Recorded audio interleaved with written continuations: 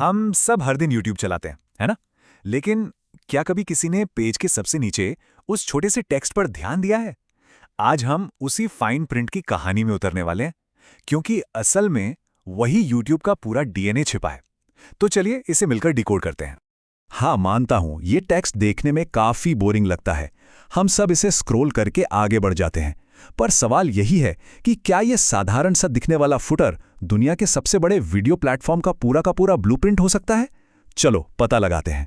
तो इस फुटर को समझने के लिए हम इसे 5 हिस्सों में तोड़कर देखेंगे। सबसे पहले बात करेंगे YouTube की पब्लिक इमेज की, मतलब ये दुनिया के सामने खुद को दिखाता कैसे है। तो पहला हिस्सा है YouTube की पब्लिक आइडेंटिटी। इसे एक कॉर्पोरेट हैंडशेक की तरह समझ सकते हैं। जैसे कोई कंपनी पहली बार मिलती है, हाथ मिलाती है और अपना एक फॉर्मल इंट्रोडक्शन देती है। तो फुटर में सबसे पहले ये 3 लिंक्स दिखते हैं, अबाउट, प्रेस और कॉन्टैक्ट अस। ये एक तरह से कंपनी के ऑफिशियल दरवाजे हैं। यहीं से पत्रकार, पार्टनर्स या कोई भी जो इंटरेस्टेड हो कंपनी से जुड़ सकता है। इनमें से भी जो प्रेस वाला लिंक है ना, वो काफी खास है। ये सिर्फ कॉन्टैक्ट करने का जरिया नहीं है। असल में ये YouTube का वो टूल है जिससे वो दुनिया को अपनी कहानी सुनाता है, उसे कंट्रोल करता है और अपनी इमेज बनाता है। चलिए अब आते हैं दूसरे हिस्से पर, क्रिएटर इकोनॉमी का इंजन। यही वो चीज़ है जो YouTube को सिर्फ एक वेबसाइट नहीं रहने देती, बल्कि इसे एक पूरा इकोसिस्टम बना देती है। कह सकते हैं ये इस प्लेटफॉर्म का दिल है। तो हाउ YouTube वर्क्स और डेवलपर्स वाले जो लिंक हैं वो हमें बताते हैं कि ये पूरा सिस्टम काम कैसे करता है। सोचिए ये एक साइकिल की तरह है। क्रिएटर्स कंटेंट बनाते हैं, प्लेटफॉर्म उसे दुनिया तक पहुंचाता है, डेवलपर्स नए नए टूल्स बनाते हैं और फिर हम जैसे व्यूअर्स उसे देखते हैं, और ये साइकिल बस चलती ही रहती है। अब इस पूरे सिस्टम को जो एक चीज़ जोड़कर रखती है वो है कॉपीराइट। ये सिर्फ एक कानूनी शब्द नहीं है, ये वो बुनियाद है जिस पर पूरी की पूरी क्रिएटर इकोनॉमी खड़ी है। जरा सोचिए, कंटेंट आईडी जैसे सिस्टम इसी की वजह से तो काम करते हैं, जो क्रिएटर्स को अपने काम पर कंट्रोल देते हैं। अगर ये ना हो तो पूरा का पूरा सिस्टम बिखर जाएगा। ठीक है, सिस्टम तो समझ आ गया, पर ये सब चलता कैसे है? मतलब पैसा कहाँ से आता है? हमारा अगला सेक्शन इसी सवाल का जवाब देता है, प्लेटफॉर्म का बिजनेस मॉडल। आखिर इतने बड़े इंफ्रास्ट्रक्चर का बिल कौन भरता है?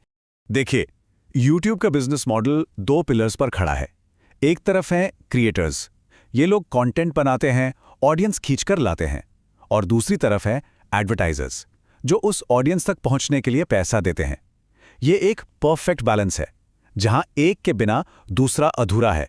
अगर YouTube को एक डिजिटल देश मान लें, तो जाहिर है उसके अपने कानून भी तो होंगे। तो अब बात करते हैं उन रूल्स और पॉलिसीज की जो इस करोड़ों लोगों की कम्युनिटी को चलाते हैं।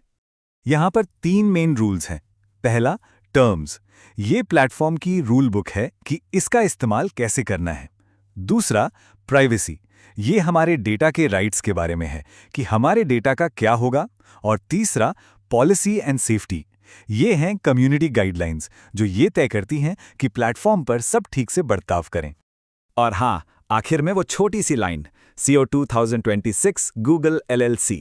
ये हमें बस ये याद दिलाती है कि इस पूरी डिजिटल दुनिया का असली मालिक कौन है, गूगल।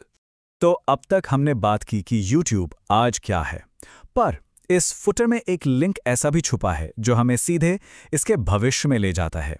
तो सवाल ये उठता है कि एक ऐसा प्लेटफॉर्म जिसके अरबों यूजर्स हैं, वो हमेशा रेलेवेंट कैसे बना रहता है? वो खुद को आउटडेटेड होने से कैसे बचाता है? इसका जवाब बस एक छोटे से लिंक में छिपा है, टेस्ट न्यू फीचर्स। ये लिंक हमें बताता है कि YouTube कभी भी एक फिनिश्ड प्रोडक्ट नहीं होता। ये हमेशा नए फीचर्स टेस्ट करता रहता है, लगातार खुद को बेहतर बनाने की कोशिश में लगा रहता है। तो कुल मिलाके हमने देखा कि ये छोटा सा फुटर सिर्फ कुछ लिंक्स का कलेक्शन नहीं है, ये तो YouTube का पूरा ब्लूप्रिंट है। ये हमें बताता है कि प्लेटफॉर्म आज क्या है, और साथ ही ये इशारा भी करता है कि ये कल क्या बनने वाला है। अगली बार जब भी किसी वेबसाइट के फुटर पर नजर जाए तो याद रखिएगा, असली कहानी अक्सर सबसे नीचे ही छिपी होती है।